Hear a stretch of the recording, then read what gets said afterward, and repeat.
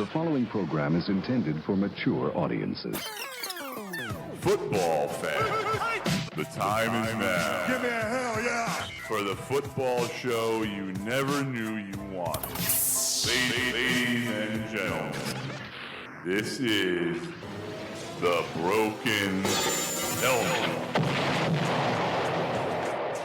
And coming to you live on tape on this Thursday, August 28th, 2025. It is the best show you have never heard of. It is the Broken Helmet. Rich Eggy here behind the wheel. Chris on the other side of the glass, if you will, in the fake studio that we have. And if you want to get in touch with the show, you can reach us at brokenhelmetshow@gmail.com. and at Broken Helmet Pod on both X and YouTube. So let's just get right into it because there was huge news and it's definitely worth talking about. It will have implications across the entire NFL season.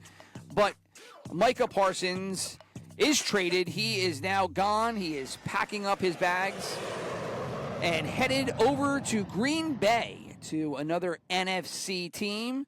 He will go there on a defense that has a little bit of talent as it is, an offense that has talent. I mean, a team that is definitely playoff worthy and now Super Bowl worthy, one would think. I don't know if a single defensive player on that team elevates them to that degree, but we're going to find out. It definitely is a shot to the gut to all Cowboys fans because that team is now infinitely worse without Parsons. So he gets a huge deal. They get I guess 2 1s or something is returned. I haven't opened up the story as of yet, but I'll do that now. Chris, initial thoughts on Parsons leaving Dallas and landing in Green Bay, similar to Reggie White landing in Green Bay and becoming a monster out there. Yeah, so it's 2 firsts and it's a defensive tackle, I believe. Yeah, Kenny Clark. Kenny Clark went in the deal. I knew that. Yeah. So it's fine. They paid him $188 million, I believe, is what I read. Huge deal. Yeah. I mean, that's the question mark, is that, was it too much? I don't want to say that Dallas made out in the deal. They did not, right? They lose their franchise player, but that's a lot of money to give somebody. Now, granted, the salary cap goes up, infinitely every year. It's just, I mean, you could make any contract work, but still, 136 in total guarantees, which is what I'm reading now, is a lot of money. Well, I guess I don't understand how much the new money, I mean, I don't know what it comes out to $47 million, right, per year, but I don't know if that's what the average salary is or if there was money involved that makes it like a 5th year. Was it an extension or was it? Well, no, this is a brand new deal. So I imagine he's just going to sign a new deal. I don't know if that's I guess one question is, do they rip up the old deal and this is year 1 of 4? Or is this year 5? Or is it going to be year 5, right? Or does he conclude the year of his contract and this just gets tacked on at the end? Regardless, right, you're looking at $120 million at signing. $60 million in his first year. Yeah, I mean, it is a shit ton. I mean, he gets $120 million fully guaranteed at signing. So, I mean, just signing bonus alone, it is $30 million a year. That's just signing bonus alone. And so, I guess $188 million is the top number. Whether or not he gets that, who the heck knows, right? But it's kind of similar to your Pat Mahomes, where this contract will probably just get renegotiated, and they'll tack on extra years and convert it to the salary into bonuses and signing bonuses, that is. And you see that tactic used quite a bit. And I guess his agent, and I was listening to this Dallas podcast, and I knew who his agent was, but I guess the agent also just got who just signed, who's the quarterback that signed for the most money in the offseason? Was it Hurts? No, Hurts was last year, right? Purdy? No. Allen? Did Allen sign in the? Yeah. I don't remember. 330 million or something like that. Yeah, I mean, getting lost in the weeds here, but point is that this agent has both guys. So this guy is just a big balls fucking agent that just gets whatever his clients want when they want it. All right, 2 fun trivia questions real quick. 1, who is the highest paid quarterback in the NFL on an yearly average salary? Okay, hold on.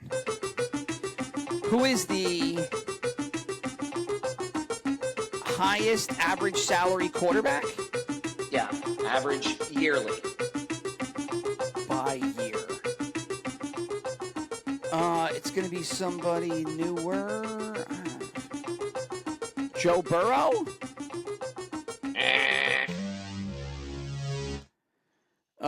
Who? I'm not going to. I would have never guessed it. Dak Prescott. Still? 60 million. And where'd you pull that from? I was looking at all the stats yesterday or the day before. Highest average quarterback salary? Yeah, couldn't believe still it. Dak? Mm-hmm. Well, I mean, I would question that, but again, here's over the cap. Second trivia question.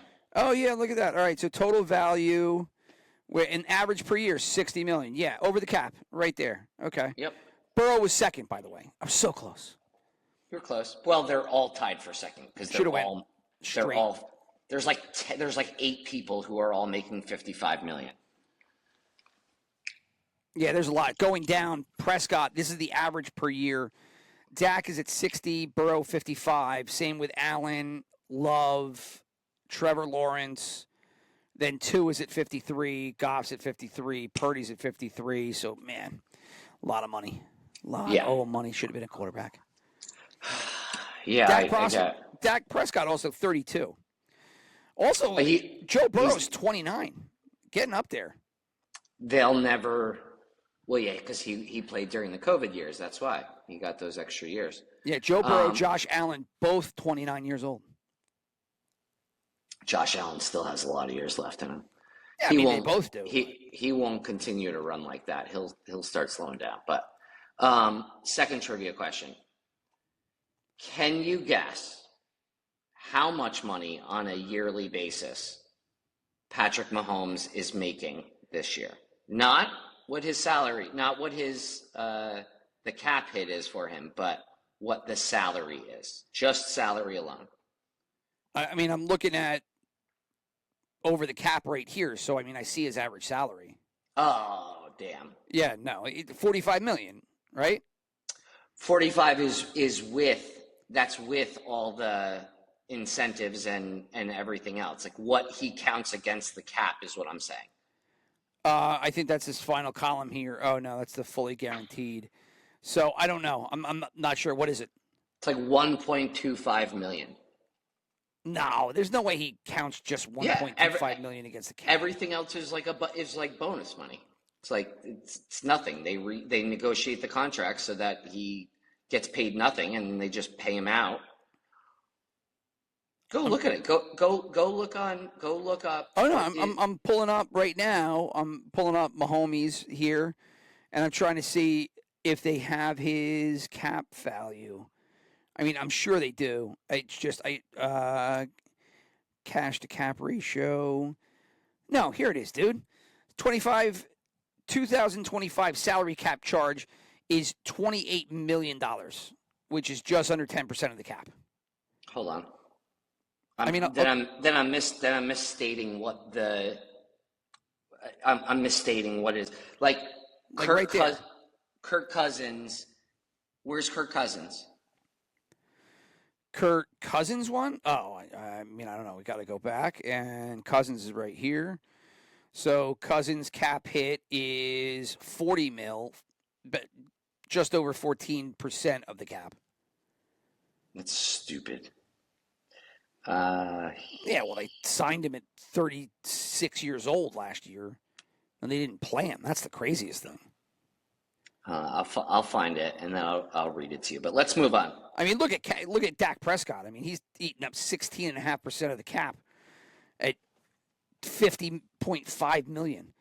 That's why I think to bring this back to the Cowboys and to Micah Parsons, I think that's where you just have to say, Jerry Jones, I'm tired of Jerry Jones being said to be a great owner but a terrible GM. Jerry Jones across the board is just bad. He's a great businessman, but I don't think you can separate the owner and the GM, because at least in Jerry's case, it's all the same. And he's just not good. Like, he just botched this whole thing. And going all the way back to Jimmy Johnson and whatever argument they had at whatever restaurant or whatever the hell it was, and they got in the big pissing contest, and basically Jerry was like, anybody can coach this team, and they won that Super Bowl with fucking what's his name from Barry Switzer. Like, ever since that firing, this member club has been an absolute disaster. They've won nothing. They make the playoffs, but then they never win anything. And they never really had a strong contending team. And throughout the whole thing, God, all the coaches that came and went, Mike McCarthy, and he went out and he got, I mean, you think of all the drama around the Cowboys for nothing in return. I'm wearing the LT jersey here just because I couldn't believe the money that Prescott got, and I wondered what LT would have made in today's day and age. Do you know how much money he would have made? I mean, it would have been a jackpot. But Jerry, I mean, at his prime, sure, of course. But look, Jerry didn't want to pay out Parsons. Jerry, he hired Bill Parcells, and who were some of the other fucking people that came and went? I mean, the Terrell Owens thing, and the Des Bryant thing, and paying Dak all that money when it was, I mean, everything this guy has done outside of building that unbelievable stadium that everybody rants and raves about has been an unmitigated disaster. He's bad as a GM, and I would say he's bad as an owner because his team just hasn't done anything. Yes, they're super valuable, and he's really rich. The businessman in him did real well. But I don't think being an owner and being a businessman is the same thing. But I'm losing you here, so let me pull you back in. So your thought, does it make Green Bay any closer to the Super Bowl? No, absolutely not. You know what? I'm kind of in the same boat. But that's not why you do it. You do it so you have a better chance, let's say, to win their division against a Detroit who they know Goff doesn't do well under pressure, right? That's going to be their biggest competition. So why not go out and get the best defensive end in the game right now? Fine, but you're also paying him $188 million. Why are you paying somebody $188 million if you don't think that he's the piece that gets you the Super Bowl? I mean, it is a lot of money. There's questions on both sides of this. I mean, from Dallas, they get nothing in return because those 2 first-round picks for Green Bay, who's going to be good, they're going to be low 20s. And if Green Bay ever wins the Super Bowl, they'll be 32. So those first-round picks are just dog shit. Kenny Clark's 30. Who cares? I mean, I don't foresee Green Bay being as good as you think they're going to be. Even without Parsons? I'm saying without Parsons, I thought they were a good team. They're fine. I don't think they're better than Detroit. They're definitely going to have a tough time with Minnesota. Minnesota's good. Minnesota, we don't know anything about J.J. McCarthy. I don't even care. J.J. McCarthy Really? J.J. McCarthy, that whole offense has nothing to do with him having to throw the ball 40 yards, 50 yards downfield. Like, he's just going to dump it off, hand it off to people, or dump it off to his players and let them do everything. He was fine in Michigan, dude. Yeah, I know, but I mean, we still haven't seen him play a down of NFL football. I think it's a lot of question marks. I have tons of question marks about Minnesota. I think the two best in that division are easily Green Bay and Detroit. I have questions about Detroit, so I think I'd probably give it to Green Bay, and this probably pushes them over. Obviously, the wild card is Chicago, but until you see a year of Ben Johnson and Caleb Williams under him, I don't think anybody really knows what you're going to get out of Chicago. I think he's another one that if coached correctly and grows a little bit and doesn't do what everybody witnessed last year, which is trying to hold the ball too long or, make rookie mistakes, he has a lot of talent around him too. He's just got to dump it off to his players and let them do everything.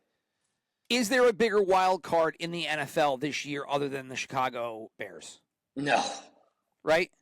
No. They've got to be number one. They could be Super Bowl contenders, or they could easily be 4 wins.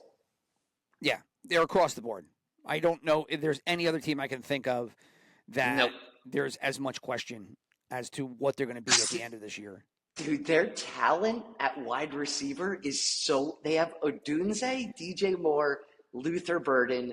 Then they have a first-round draft pick tight end, Colston Loveland. Right, Loveland. Cole Kmet, who's good. Cole Kmet wasn't bad. He's a great – I mean, you have 2 tight ends. That's the point. Right. He's serviceable. You have the number 1 generational talent at quarterback. And then you have – I mean, he was labeled as generational talent. All right. I mean, labeled that way, yeah. Sure. I mean, I'm not saying he's generational talent. He was really good at USC, but I mean, he was a Heisman Trophy winner, wasn't he? Did he win the Heisman? I don't even remember. Again, I'm not. I watched the college football playoffs and all that, but the rest of it, I'll follow the players with highlights, but I can't remember if he won the Heisman or not. I think it's probably safe to say he did. It usually always goes to a quarterback. But ultimately, I just remember him jumping into the stands and crying to his mom. That's what I remember. You're such a dork. And then they have Swift and whatever trash behind that. Johnson and I keep calling him Kylie Minogue, but he's somebody was pronouncing it the other day on the radio, and I finally heard how it was correctly pronounced. Menage or something.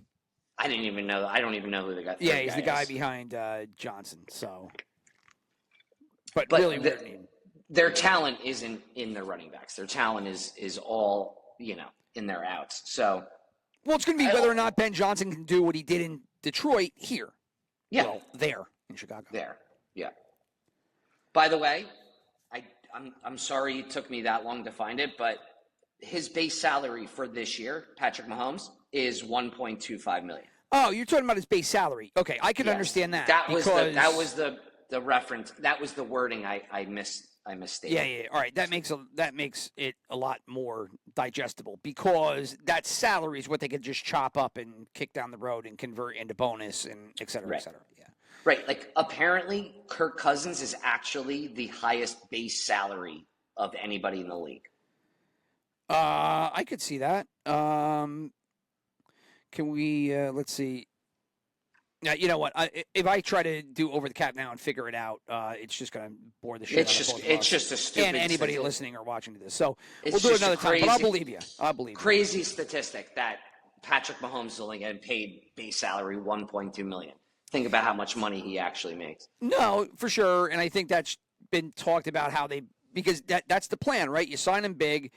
Because he signed the 10-year, $400 million contract. $450. Right? $450. That was his. And ever since then, they've been chopping it up, kicking the can down the road, which it would be the argument for Micah Parsons here that Jerry Jones should have done last year. The only difference is you're not talking about a quarterback. You're talking about, an edge rusher. How about Patrick Mahomes getting paid half his salary in Bitcoin? Oh, did he do that too? Yeah. Well, I mean, it was Odell Beckham was the first cat that did that, right? Maybe. And Odell, I think you're right. Yeah, when he went to the Rams, I believe he had it converted to Bitcoin, and I think he's still holding it because it came up recently. I saw it on X, whether it was Darryl Rovell or one of these reporters had posted something, and it doubled for Mahomes. Yeah, well, if I remember right with Odell, because I don't know when Mahomes converted it, but I think with Odell, people made fun of him because Bitcoin dropped originally, and they were like, oh, he just lost half of his salary because Bitcoin halved. And then all of a sudden it rocketed ship up, and, now.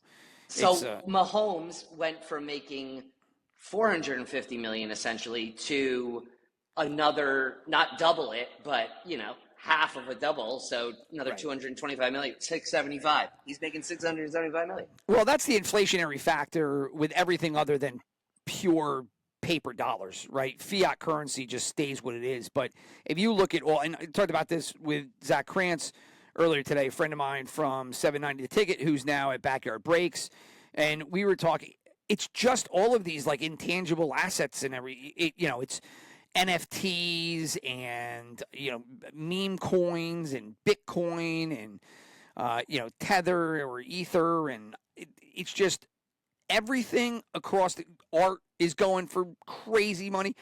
Sports cards right now going for crazy money. Any kind of collectible. I mean, people are getting tons of money for just any, like ticket stubs from the 80s. Vinyl albums, you name it.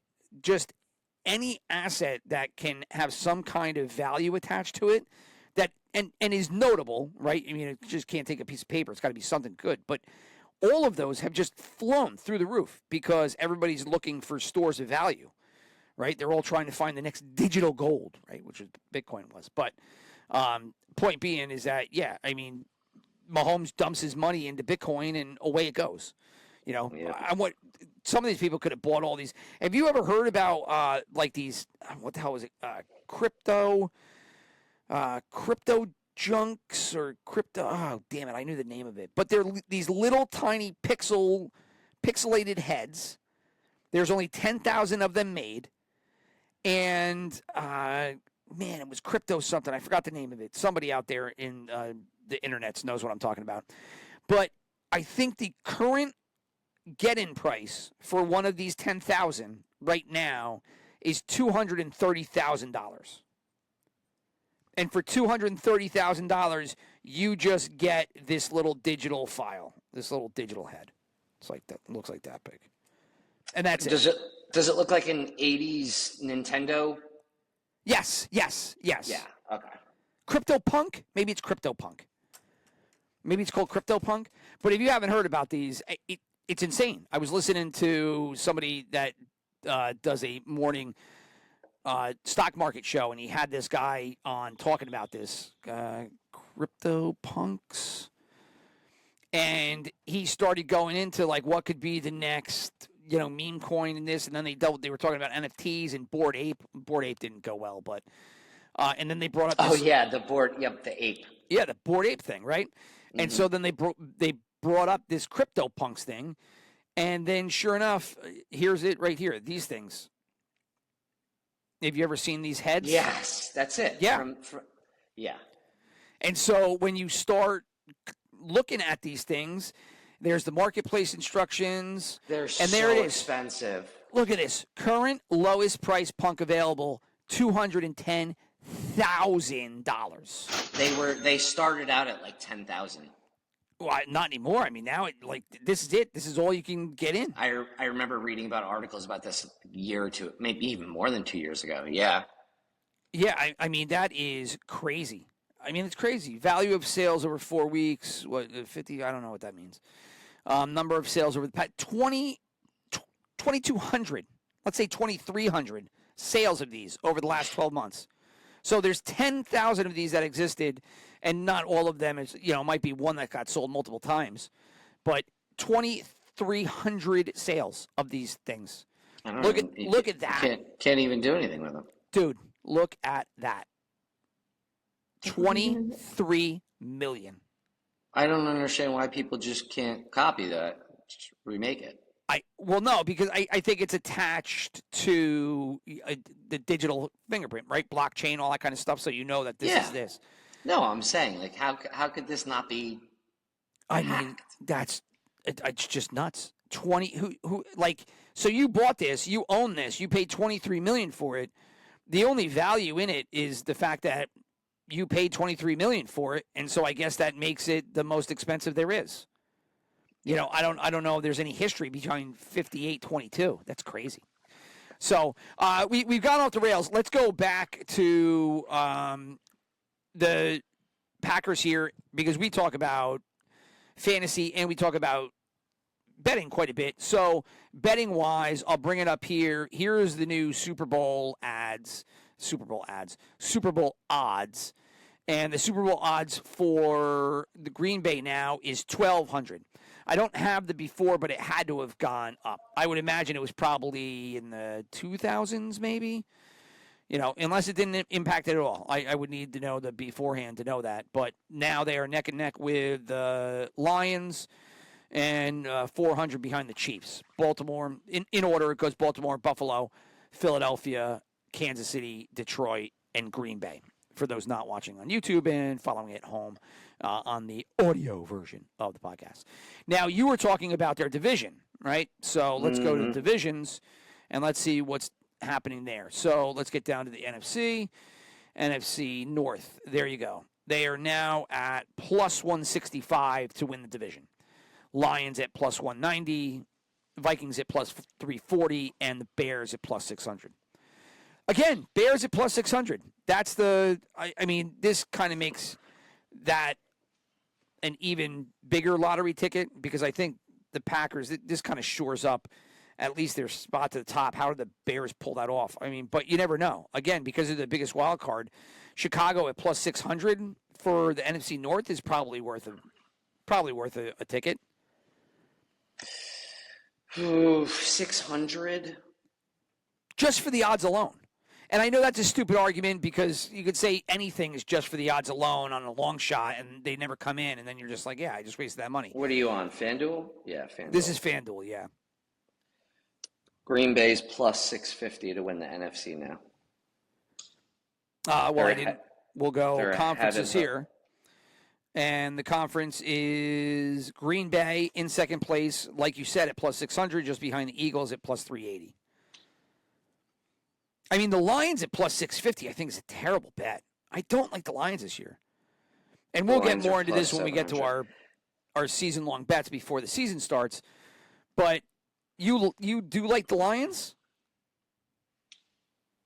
From a perspective of fantasy, I think they're great. From a perspective of reality, they're going to have a really tough road ahead of them because of the amount of points they scored last year. That's going to be really tough to duplicate. It is. They laid out their blueprint, and everybody knows it's very tough to continue on the path of doing the same thing over and over without defenses figuring out how to stop. And now they don't have Ben Johnson.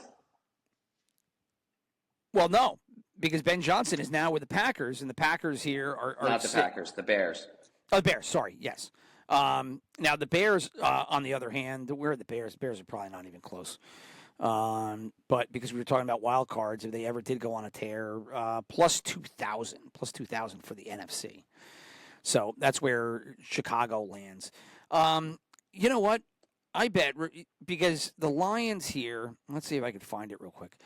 Didn't I send to you via text I just thought I should have had this up and running, but maybe I didn't. The Claude page that I made. Yes. Yeah. Well, screw it. We'll just go. We'll do the Detroit Lions. Let's go ESPN, POW, and then teams. We'll just do it real quick here. So the Lions, because I think that schedule. We'll just go down real quick and see at Green Bay opening game. That's a loss, right? For Detroit? Yeah. It's not cold. It's not cold yet. I think they'll win that game. Oh, all right. So you're on the other end. I think they lose that. Home versus Chicago is a win. At Baltimore, a loss. Home versus home Cleveland, a win. At Cincinnati, at Kansas City. 1-1? Cincinnati, 1-1. 1-1. Home Tampa's a win. Home Minnesota's a win. Mm-hmm. At Washington, at Philadelphia, 1-1. 1-1. Home New York, home Green Bay, home Dallas, 3 wins in a row. Yep. At Los Angeles. Depends Win. on Los Angeles. Yeah, that's a win, regardless. Home versus Pittsburgh, a win. Mm-hmm. At Minnesota, at Chicago. 1-1. Probably 1-1. Right. So What's that? 6 losses? Yeah, somewhere there. You're like between 10 and 8, I guess, depending on if you wanted to flip a game here and there. That's playoffs. That's playoffs. Green Bay, on the other hand, if you wanted to go to their schedule. I'm sorry. I don't think Green Bay is going to win that division. Home versus Detroit, I'll give them a win. Home versus Washington, I'll give them a win. At Cleveland, a win. At Dallas, I would say win, right? Cleveland. Okay, so they're 4-0. Go. Right. By the way, that Dallas Green Bay game is Sunday night NBC. That's going to be an awesome Sunday night game. I know. Awesome. Home versus Cincinnati, win. That's a loss. Loss. Wow. Okay, so you're going loss there. What's the date? It's after a bye week, October 12th. It's still warm. They'll lose. Okay, so you have 2 games on the road, Arizona and Pittsburgh. Split them? Win both? Pittsburgh game versus Aaron Rodgers. Rodgers plays big in Pittsburgh. At Pittsburgh? It's at Pittsburgh. Win the Arizona, lose to Pittsburgh? I think Pittsburgh's pretty good, regardless of Aaron Rodgers. But so do I. I'm giving Pittsburgh the win. Yeah. But then I'm giving Green Bay the win versus Arizona. Sure. Carolina, Philadelphia, both at home. Beat Carolina, lose at Philly, or lose to Philly. I think Philly, yeah. At New York is a win. Home versus Minnesota, give them the win there. At Detroit, loss. Home versus Chicago, win. At Denver. Loss. At Denver and then at Chicago. 2 back-to-back. Back-to-back losses. Back-to-back losses. Home versus Baltimore, at Minnesota. Loss. That's 4 losses in a row going into the playoffs. Yeah, well, that is a rough. I mean, if you're looking at the back half of the schedule, holy shit! Is that 4 away in a row? Oh no, they have Baltimore at home. It's Minnesota home, Detroit away, Chicago home, Denver away, Chicago away, Baltimore home, away Minnesota. That's a rough. That's a rough way to go into the playoffs. You're hoping that like Chicago implodes and is just a terrible team, or Minnesota's a terrible team. Detroit's winning that division, man. I would say that putting those 2 schedules up against each other, I think that leans toward Detroit. I definitely do think that leans toward Detroit. So probably a 4 seed. Yeah, maybe a 3 seed. And to be honest, we could do the same experiment with the other 2 teams, but the NFC North, their schedule, all 4 of the teams, it's really rough. It's really tough. So is the NFC East, I think. NFC East, well, I don't know. I just know the Giants, and the Giants' schedule is atrocious. It's horrific. It's so brutal. Horrific. So brutal. So I don't even consider the NFC. The NFC East is Phillies. Maybe Washington makes a little bit of a run. I looked at the schedule. I just think it's Philadelphia. The problem is that, and I talked about this on one of the other pods because I was looking at team win totals, and I did AFC. I had done maybe last week or the week before NFC and AFC, and then I compared it to what the Vegas over-unders were. And the real bad teams, I'm like really down on the bad teams. And then the good teams, I'm really high on. So my numbers at the polar ends are just ridiculous. I think I had Cincinnati at like 13 wins or something like that. And I think their over-under is 9.5. So, but anyway, that was the big news coming out of Green Bay. So that obviously impacts the Cowboys. It's a net negative for them. Positive for Green Bay. I don't know about the money. It's still a lot of money. But as we talked about with Pat Mahomes, you can probably just chop that up and just keep renegotiating the deal. Why would you want to let go of a Hall of Fame talent like Parsons? But that's what they did. And then, can we what's pause up, for brother? pause for 1 second? Okay, we'll pause, and then we'll be back right after this. And we're back. So, as we were saying, Green Bay positive, Dallas negative. The odds obviously ticked up a little bit in favor of Green Bay there on and FanDuel and the rest of the wager. I say FanDuel, but operators in the wager sphere. And it was funny because do you follow You Better You Bet by any chance? No. You Better You Bet is a wagertainment show hosted by Nick Costas, who's been around for a while now. I remember when I first heard him on Gil Alexander's Beating the Book. I think that was his podcast, and Nick was on that, and then he started his own thing. And he's had a show that's become very, very successful, and it's a very fun listen. I guess he was on today. I saw this on Twitter, but he was on the show and went through like 7 reasons why Jerry Jones would not trade Micah Parsons. Got off the air, ended the show, and then sure enough, Micah Parsons was traded. So it was very funny. But let's get to fantasy football here. We had a draft. Our league that I run, Chris is involved. I am involved. A bunch of our friends are involved as well. And we had that draft last night. 12-team IDP. The offense is broken up into quarterback, 2 running backs, 2 wide receivers / tight ends, a flex, 3 D linemen or inside linebackers, mix mosh, however you want, 2 D-backs, and then a kicker. So how did you think that your team shaked out? I'm going to bring up the draft recap here so that everybody can see. But were you happy with the results of your team? Yeah. The only thing I was pissed about was losing out on. I thought I was going to get Chase Brown in round 3. Well, let's look at the team first. Let's go backwards before we get too ahead of ourselves, and let's pull up rookie here. And so here's how it lines up: Drake May as your quarterback, Cook and Swift in the backfield, Lamb, London at wide receiver. Your flex ends up being Worthy. Your defense ends up being Connor and Metellus at D-backs, Watt, Henley, and how do you spell it? Schweizinger? I swear to God, it's so terrible. I'm like Russo. I just can't pronounce these names. And then Fairbairn on the bench. Depth, you got Montgomery, Charbonnet, and Ollie Gordon as running back. And then wide receiver, you have Purcell, Coleman, and Luther Burden III. And then your backup quarterback is Dak Prescott, who you took around behind me. So you're happy with the build. Is there anything you don't like?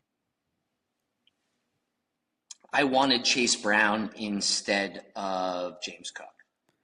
Instead of James Cook, who was your first running back picked. And if we go back to the draft itself, when did that happen? That happened in round 4, you said? Well, I wanted in round 3. I wanted Chase Brown, who went at the last pick of round 2. So there was Chase Brown. You're in the middle. You're in the middle with me. So you had picked up Drake London, and then it flips around, and Brown goes at 12. Why didn't you take Brown instead of London? Because I couldn't pass up. We spoke about it last week. I have too much faith in Drake London with no other talent on that team to catch passes.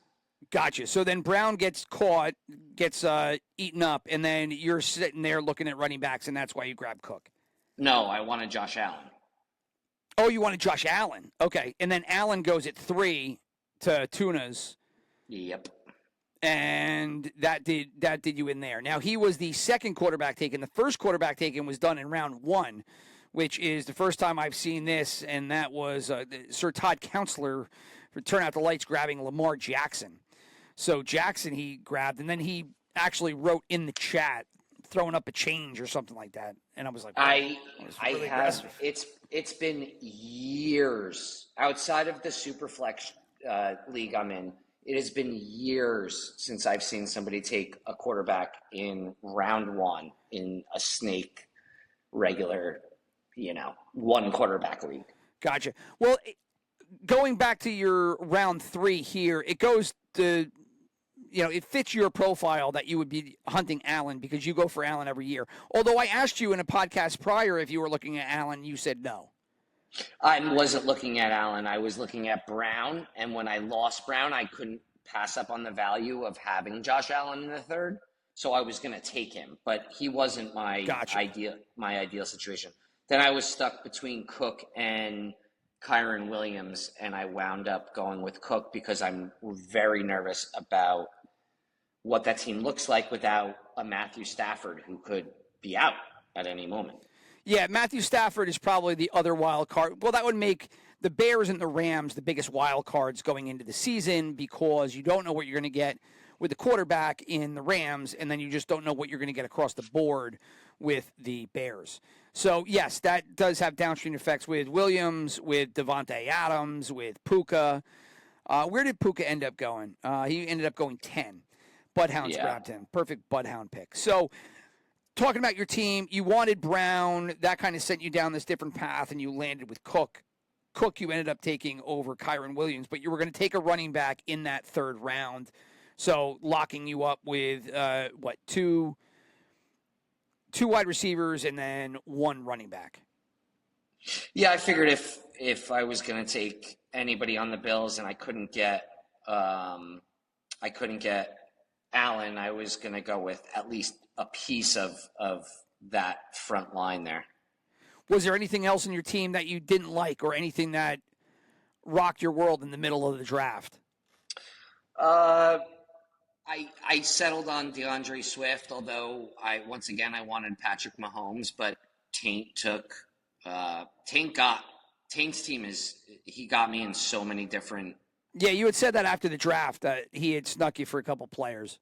Yeah, I mean, he got Chase Brown. I was going to take Chase Brown. He got Patrick Mahomes when I was going to settle on Patrick Mahomes because I drafted Xavier Worthy, and then going down the draft board here, get to Pearsall in round 7. That was I was pretty happy about that, but yeah, he would have been my pick. I was going to grab him, and then you drafted him. So then I changed, and I went to Mbuka.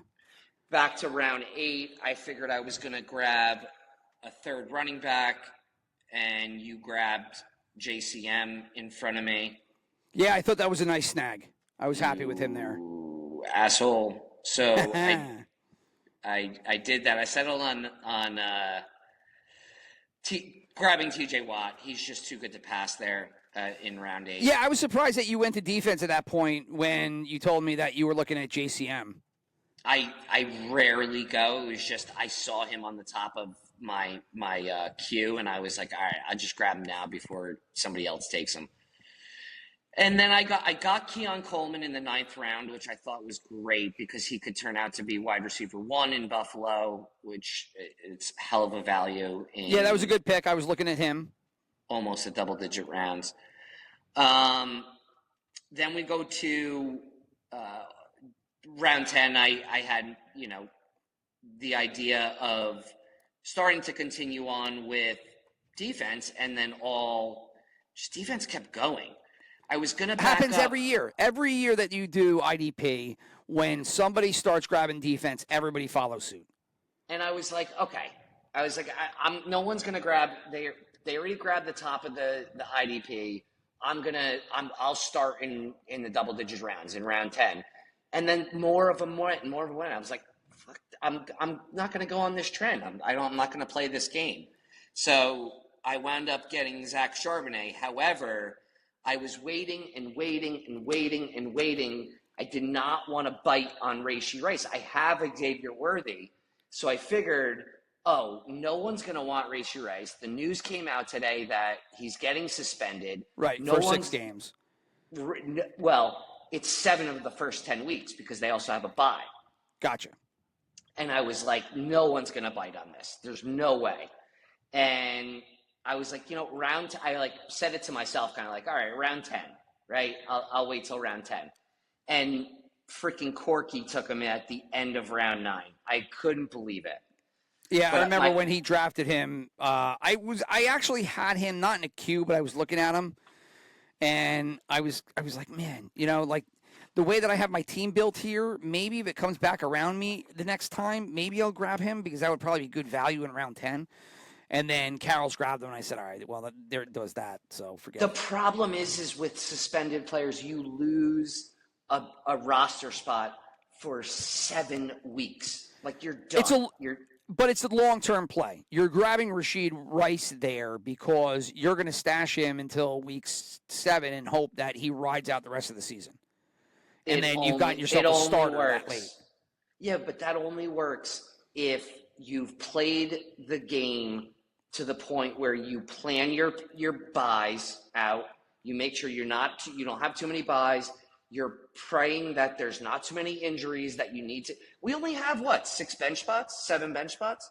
So yeah, well, it works if you have the rest of the team. If you go to Carroll's now and look at the rest of his team, so you have Rice on the bench for 6 weeks, 7 of 10, right? Because they had the bye, you said. So he's going in with Burrow, Gentry and a chain, Adams, McMillan, and Waddle as his 2 wide receivers plus the flex. So Waddle can move into either spot. And then you go to the bench, and then he's got Stephon Diggs, and then Rice is just sitting there. So he's going to go back and forth with, any combination of Diggs, Waddle, McMillan, and Adams as the wide receivers in the flex. Maybe he gets something out of Njoku. I'm not sure. Maybe Ray Davis, probably not really.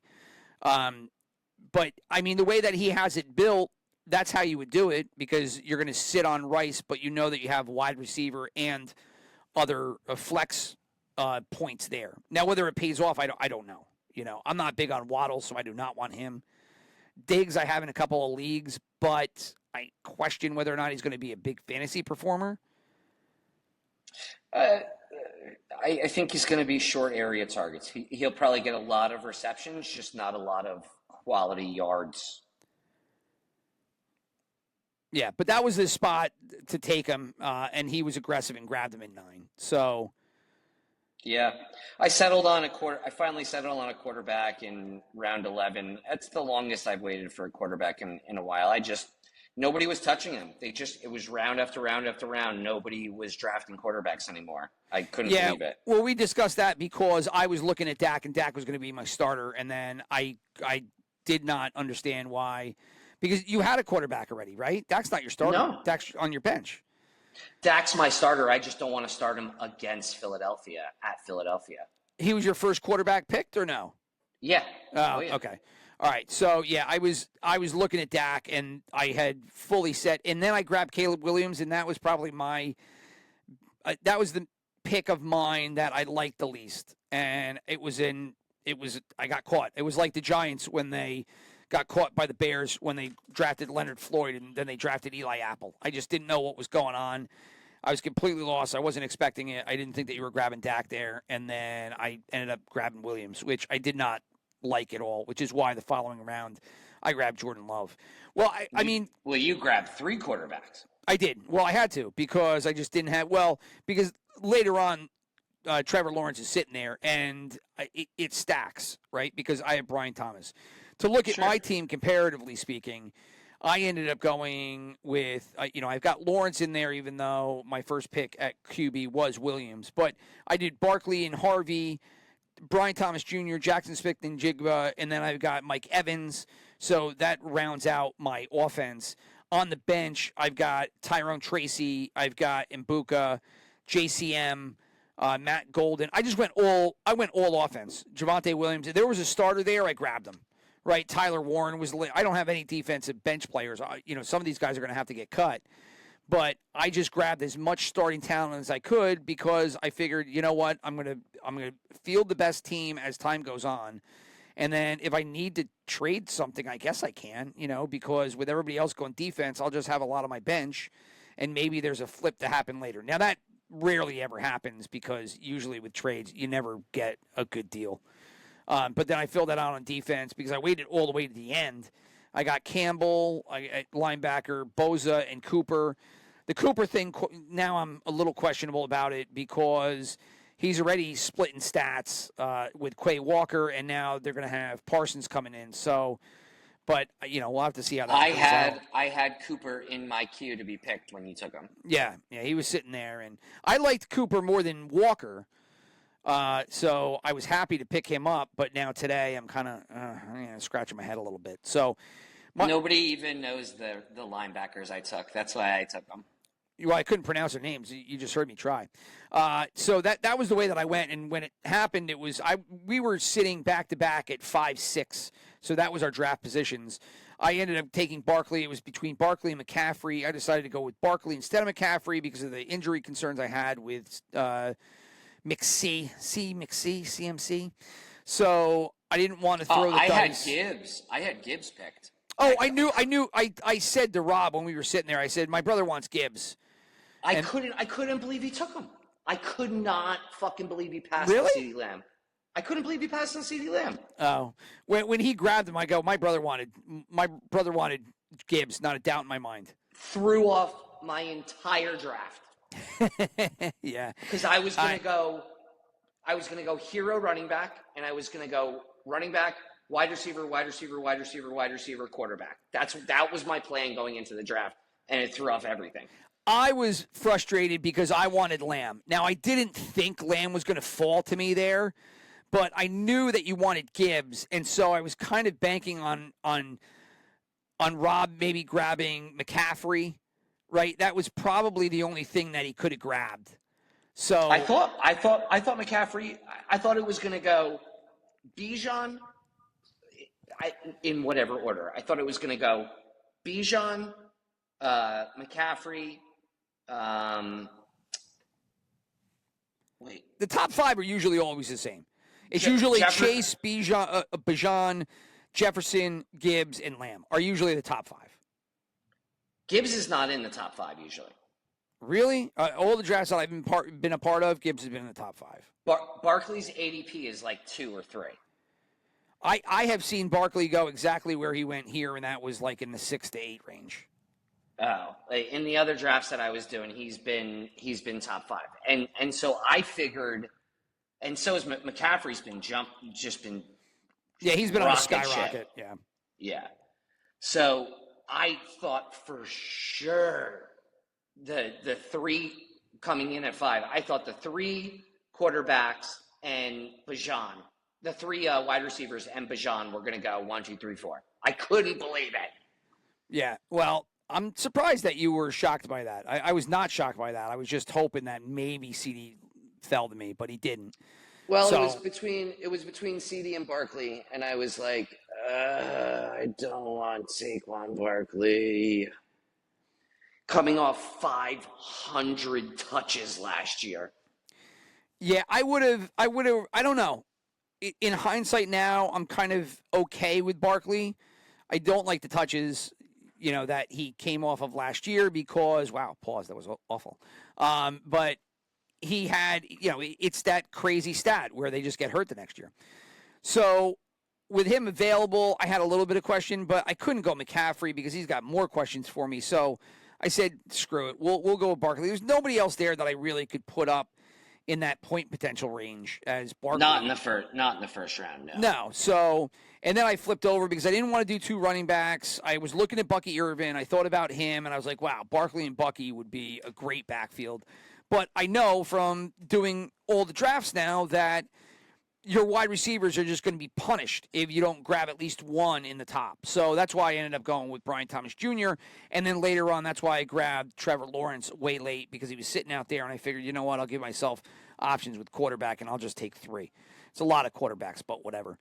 And so after that, I stuck with my focus on wide receivers, JSN, followed by Mike Evans. The Mike Evans pick, I looked at everything. I just didn't know where else I could go there. I considered Xavier Worthy, who you grabbed right after me.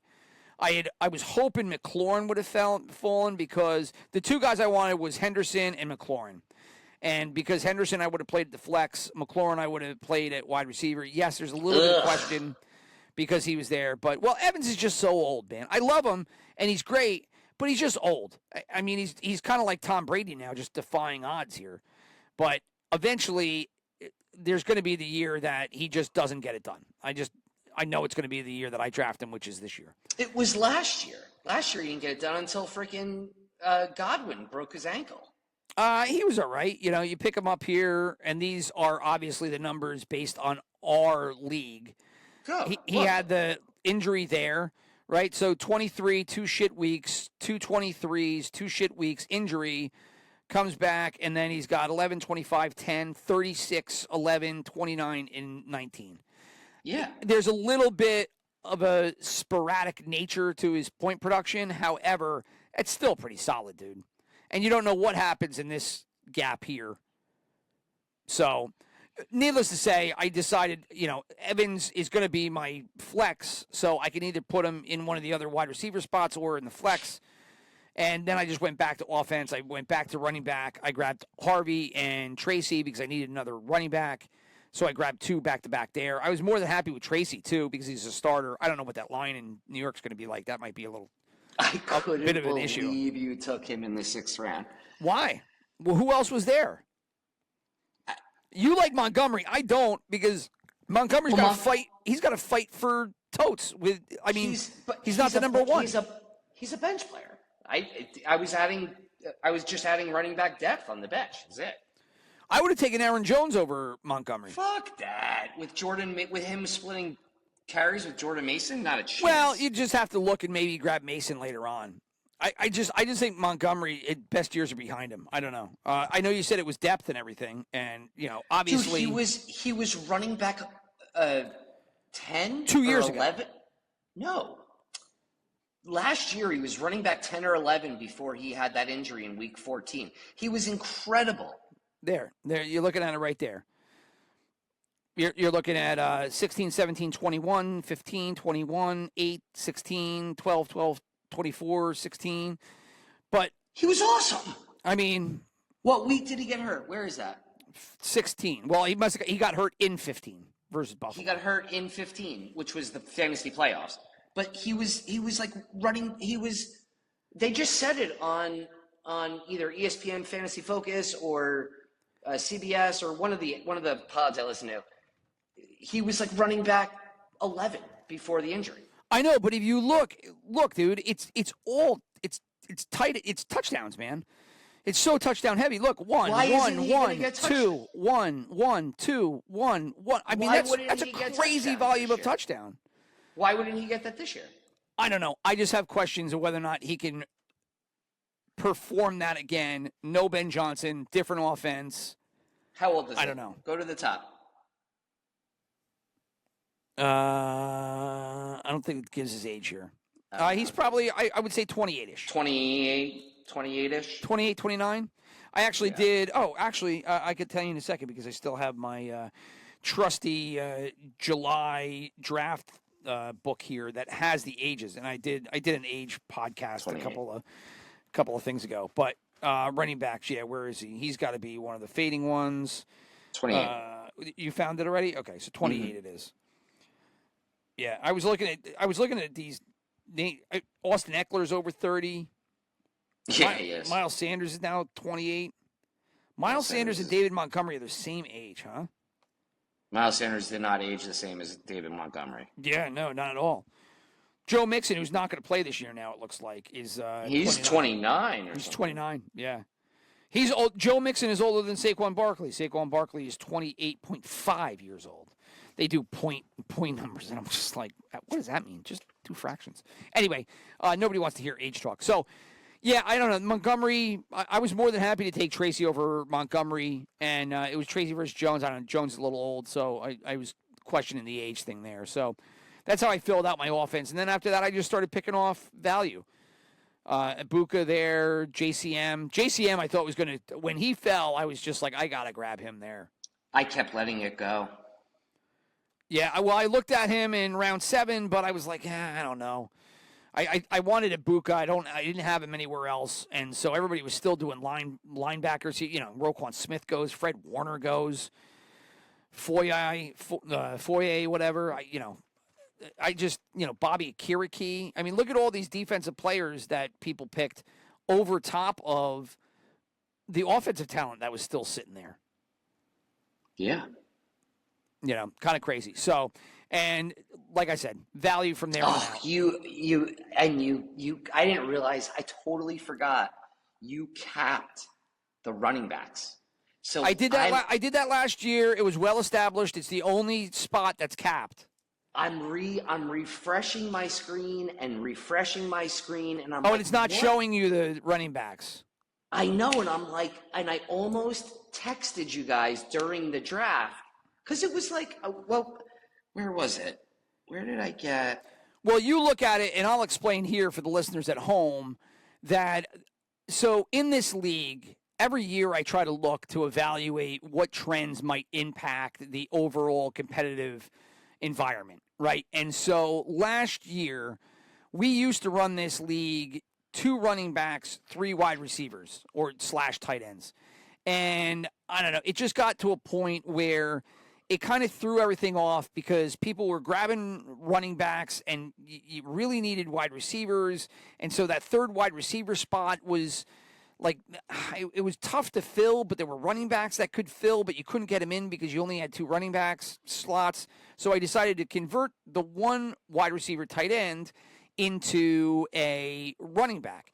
The only thing is that then that allowed everybody to kind of like pounce on running backs and bleed the talent pool dry. So I capped it, and I capped it at 5 with the thought process that you would have 2 starters, you could have a handcuff or even 2 handcuffs, and then 1 extra backup. So you would have 3 backups and 2 starters. Obviously, if somebody gets hurt, it goes to the IR. It doesn't count against your thing because they're on the IR. So I think it was a net positive in terms of the competitive impact. I didn't think there was any 2 negatives. I guess maybe you could have made it 6. Maybe you could make running back 6 instead of the 5. Yeah, maybe. But, and there's no cap to wide receivers and tight ends because there's just a ton of them out there. So who were you looking at when it screwed you up because you couldn't get an extra running back? It was because round 14, I took Ollie Gordon, and so it was like all those rest of the rounds, 15, 16, 17, 18, 19, 20. I kept looking. I gotcha. I was like, I don't fucking know what's going on. And by like round 19, I was like, oh, shit. And I recounted, and I was like, oh, I have 5. Which is a question I have for you since we're talking about it. Ollie Gordon over Braylon Allen.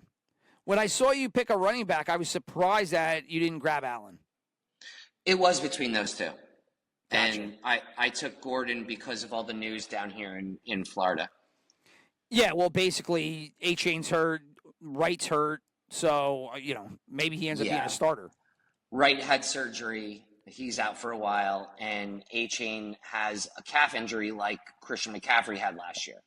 So it's you have seen 0 news, 0 about it down here, which typically means there's more to the story. They just don't want to release the information until next Monday or Tuesday. That Dolphins team is an absolute disaster. They're a disaster. Yeah, they're terrible. They have a ton of talent. They're just... I don't know if they have a ton of talent. You look at that roster. Bro, stop. Oh, come on, dude. How could you, what? They have A-Chain, Tyreek Hill, Jalen Waddle. What are you talking about? Okay, all right. We'll end it here because we're going to run a little long, but we'll bring up, let's do the depth chart for Miami. So here's a depth chart for Miami, right? So let's just go skill position-wise. A-Chain, complete question mark because he's always hurt. He's always hurt. I mean, when he's played, he's been phenomenal. But he's always hurt. After him, you have Jalen Wright, now also hurt. And so you have Ollie Gordon. So there's your backfield. Tua, yeah, when he plays, sometimes he's good, sometimes he's not, and sometimes he's concussed. Right? So you have no clue what you're getting with him. And then when you go to the wide receivers, Jalen Waddle has been so fickle. You don't know what to make out of him and his career. You're talking reality. You're not talking fantasy. I'm talking about reality. Yeah. Okay. Well, it'll impact fantasy. Like Tyreek Hill. Tyreek Hill was out there. You could have grabbed him. I don't know if I have Tyreek Hill anywhere. I might have grabbed him in one league because he was sitting there just staring me in the face, like maybe in the late to second round. But, I mean, do you want to put any of your eggs in this offensive basket? Like, A-Chain's the biggest gamble going round one. Not a chance I'm touching him. Right? And for where Hill's going, I don't know what Hill's going to get either. You know, I mean... No, I'm not. I don't want to be. I'll take these guys, but like I'll take Achane at like a third round value right now. I'll take Tyreek Hill at like a fifth round value. I'll take Jalen Waddle at a seventh round value. I'm not going to take them at what their ADPs are, but they are talented players. They are. Tua Tagovailoa is not bad, but you're right. It's a scary situation. He could always be concussed. Devon Achane, any hit he takes, you're going to worry all year. Oh, is he okay? Is he okay? Yeah, no doubt. I think somebody that you'll see get snagged on the defensive side of the ball is going to be Judon. Did they put him? Their front line of their defense is supposed to be really good. Well, Chubb already got grabbed. He went. I think somebody grabbed Bradley Chubb. If not, he'll go too. But Judon was the other way. He just got signed. He didn't have a great year in Atlanta last year, but just a couple of years ago he was a stud. What is it? Chubb and Phillips? Is that their top two? Yeah, Chubb, Phillips. Here's another, even the defensive side of this ball. Phillips was hurt that one year, was he not? And Chubb was gone last year. Or the year before? Which year was Chubb hurt? Chubb was hurt last year, Last year, yeah. Yeah. And he was hurt earlier in his career when he was with Denver. So, yeah. This Miami Dolphin team, this team could stink. And I think it's time for the whole Chris Greer and Mike McDaniel experiment to wrap up. It will be after this year. Yeah, that should be it. So, anyway, I just going back to fantasy final thoughts. It went like I thought it was going to go. I was surprised that the defense went as early as it did, but as soon as it hit, it definitely trended, which is come to be expected at this point.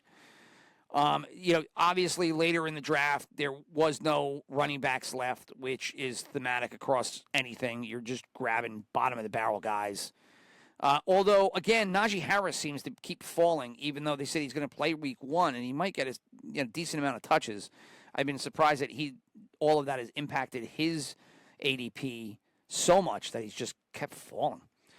I don't know. I forgot they have Micah Fitzpatrick, too. Yes. Well, they got him in the trade, right? Because the Steelers didn't want him. And fuck Micah Fitzpatrick for wrecking Nick Chubb's knee 2 years ago. That was just brutal. Such a dirty hit. But, all right. So, with that said, that was another fantasy draft in the books. I don't have a door slam, but I do have a lock in the books. Nice. And so now we are pretty much done with fantasy. We'll bring it up from time to time to see how the teams did, but ultimately the shift now will be toward wagering and gambling. So we'll have the wager shows coming up. We'll try to – do you want to do 2 next week? And we'll do the season-long bets and our week 1 bets? We could try. I don't know your schedule. We'll have to figure it out. But next week you'll be getting – if not, maybe I'll do the season-long bets and you can shoot me what your season-long bets are. But we'll start up at this point doing our season-long contest. We give ourselves $10,000 fictitious wagering balance, and then we just bet into that and see what ultimately happens through 18 weeks of the regular season and into the playoffs and whether or not we become profitable in the process. Last year we both had good years. Crushed it. Last year was good. The years before, I know you've had better years than I have. I should have just been keeping track, but then after the year, you just kind of wipe it away. I think 2 years ago, last year I was positive. 2 years ago, I think I was positive like 2,000 or 3,000. I just bet it all in the Super Bowl, and I might have lost it. I was up $6,000, almost $7,000 last year. I almost doubled my money. Yeah, I don't remember where I landed last year, but I think I had you beat. I think I was ahead of you. So I have the sheet somewhere. You weren't until like week 14, and then you went on a tear. And then I went on a tear, yeah. So we'll get ready for that next week. In the meantime, you guys all enjoy your fantasy drafts and hope you pull in all the players that you want. We'll call it a wrap there. As always, thank you for listening. Hope you got a little something out of the show. If not, there's always next time. So, Chris, I will talk to you later. Everybody else, again, much obliged for listening. Adios.